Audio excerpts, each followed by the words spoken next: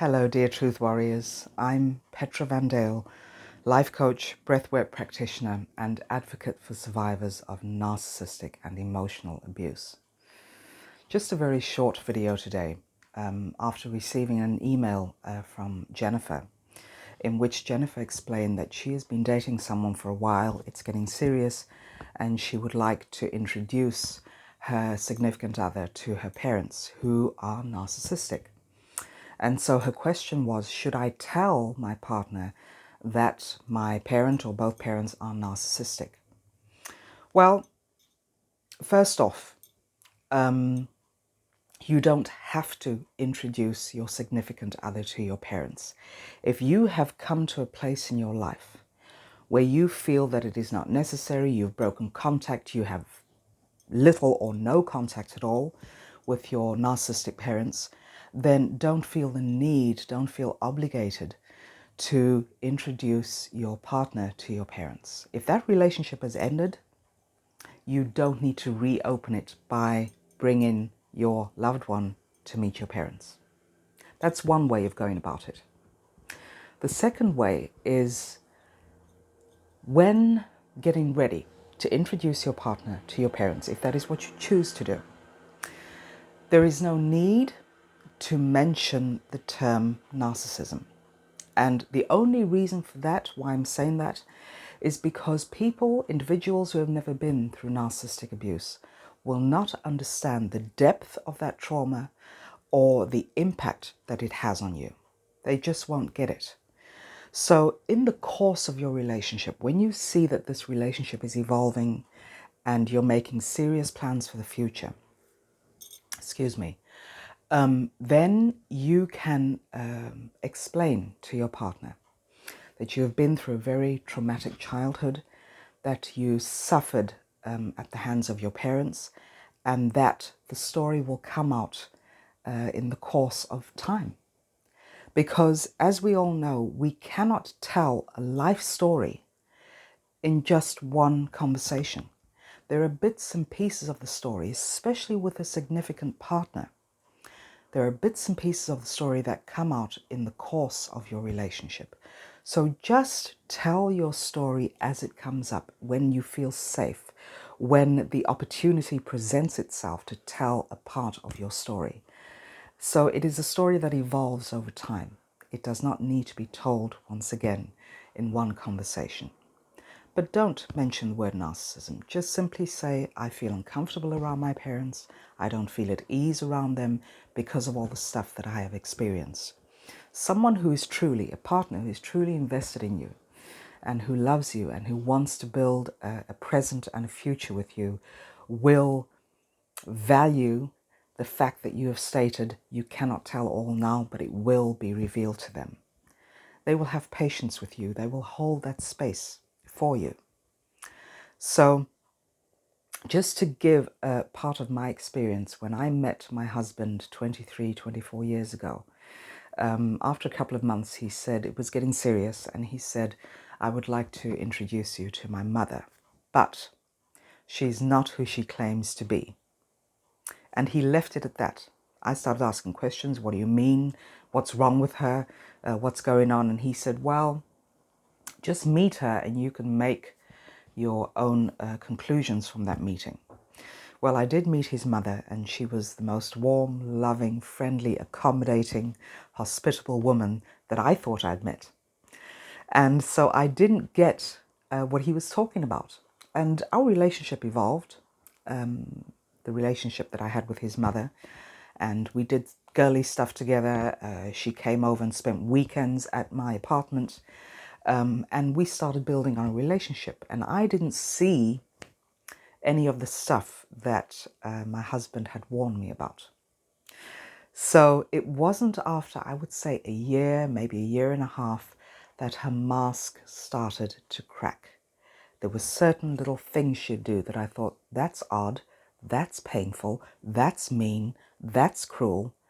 And in the beginning, I would just sort of ignore it. I would acknowledge it to myself and to my husband, but would just ignore it. Until all these experiences that I had with her started building and building and building. And it got to the point It was the day after we had gotten married. And we had gotten married in Africa, in Zimbabwe. And we had taken my parents, his mother, my siblings. We'd all traveled to Zimbabwe together and spent a glorious 5 weeks there. And the wedding went very smoothly. It was a fantastic wedding. And the day after, his mother said to us in general, I don't understand why my son married you. You're such a bitch. Just keeping it clean for the kids who are watching. So I don't understand how you married this woman. You're marrying beneath your status. He's from a fairly wealthy, I would say, background. And so I'm not from a wealthy background. And so she felt that he was marrying beneath his status. So there's all these things. And she said it in such a mean way. I started crying. I didn't know how to respond. I felt very hurt. And so my husband climbed into her verbally and gave her a mouthful. My sister stood up with me and gave my mother-in-law a mouthful. So just wonderful to have people who were supporting me in that time. And from then on, things just went from very bad to just evil. The things she said, the things she did, the denial, the lies, all of this came out. And then I started to realize what my husband, or started to get a glimpse of what my husband meant at the time when he had warned me when we were getting about, or when I was getting about ready to meet her. It wasn't until years later that it came to my knowledge that I had been in several abusive relationships with narcissistic people. And that is how we started putting the pieces of the puzzle together. And that is when we could put the label narcissism to his mother. All the behavior matched, only we didn't know the term. I was clueless back in the day. So it's just recently, since I started, well, not recently, a couple of years ago since I started my YouTube channel, that things have become very clear. And now I realize, we both realize what we had been through with his mother and what he had experienced, him and his brother, growing up in a very dysfunctional and abusive home. So just to bring it back to the topic of the video, the first one was, you can choose not to introduce your significant partner to your parents if you have already broken contact. If you do not have any relationship with them, you can choose just not to introduce your partner. And the second one being, if you do introduce the partner, you can warn them by saying, well, my parents aren't all that they present themselves to be, but it will become clear in the course of our relationship. You can give that warning, and of course you can say how you feel. You can tell your partner how you feel when interacting with your toxic parent or parents. If there is love, then it won't be an issue. Don't be afraid of having to explain the whole of your childhood to your partner. Don't be afraid of having to do that. And also don't be afraid of losing your partner when your story comes out, when you start to tell your story. Number one, if this person is invested in you and truly loves you, it will not matter. Trust yourself, trust your partner.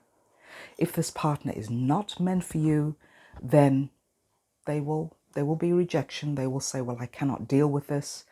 But that simply means that this partner is not meant for you.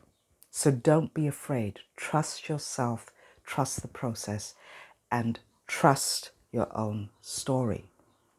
Don't gaslight yourself. Don't say, well, maybe I'm making this out to be some huge traumatic childhood experience when it isn't. That's gaslighting yourself. You know what you experienced, and anyone who's truly invested in you will take the time to get to know you and will accept you no matter what your past has been like. So I hope that has helped some. Thank you for sending in your email, Jennifer, and I hope that has answered your question. Take care of yourself and speak to you all very soon. Love and light to all of you.